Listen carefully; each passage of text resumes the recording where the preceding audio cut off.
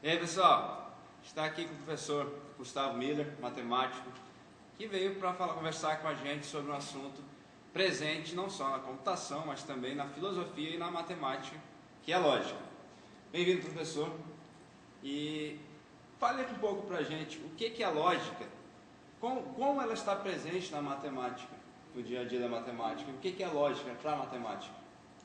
A lógica tem como objeto de estudo as leis gerais do pensamento e a aplicação correta dessas leis na investigação da verdade.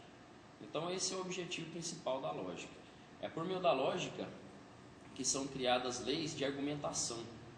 E o que seriam essas argumentações? Argumentações seria um conjunto de proposições, e essas proposições, elas são as afirmações que nós trabalhamos no dia a dia, e a lógica trabalha com essas afirmações. E a derivada dessas informações seria a conclusão. Então, derivando essas informações, nós podemos chegar à conclusão. E as outras afirmações que não nos dão a conclusão podem ser chamadas de premissas. E a lógica tem como objetivo verificar a relação que existe entre a conclusão e as premissas, para verificar se existe mesmo, uma concordância entre elas. E a estrutura do raciocínio que foi formado para chegar até lá. Bacana. Então a lógica ajuda a formalizar o pensamento, não é isso? Isso. Qual é a diferença, então, entre a lógica clássica e a lógica matemática? Olha, a lógica clássica era uma lógica onde nós trabalhamos com escrevendo as proposições através de uma linguagem natural, como a língua portuguesa, a língua inglesa.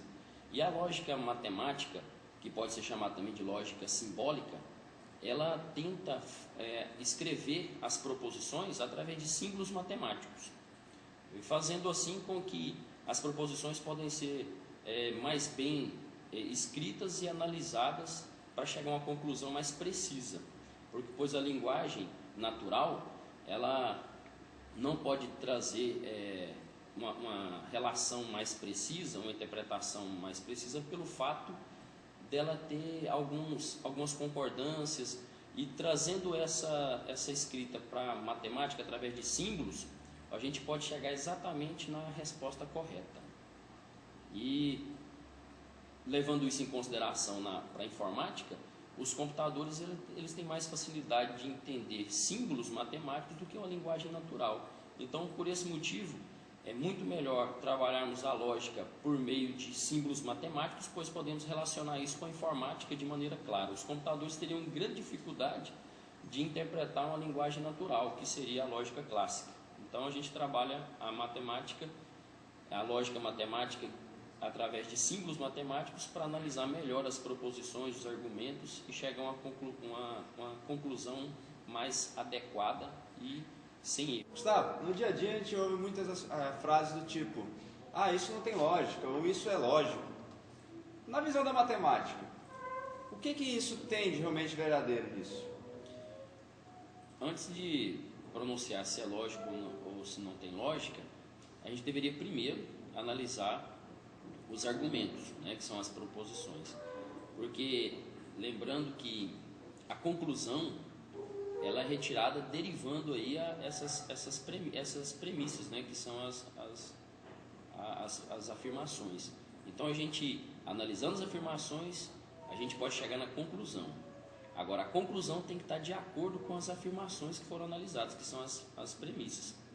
Então a gente tem sempre que pensar muito bem antes de falar se tem lógica ou não tem lógica, no ponto de vista matemático, porque nem sempre falar tem lógica ou não tem lógica sem analisar todo o contexto pode ocorrer um grave erro. Bacana. E para a gente finalizar então, uma argumentação, você pode citar algum exemplo com premissas, conclusão? Sim, tem uma bem tranquila, fácil de entender, que é: se eu ganhar na loteria, ficarei rico. Aí, ganhei na loteria, logo sou rico. A conclusão foi baseada nas premissas, Então tá uma estrutura lógica perfeita. Bacana, Gustavo. Obrigadão. Pessoal, agora tem uma visão mais da matemática também em relação à lógica. E desde já agradecer mais uma vez a sua presença. Obrigado.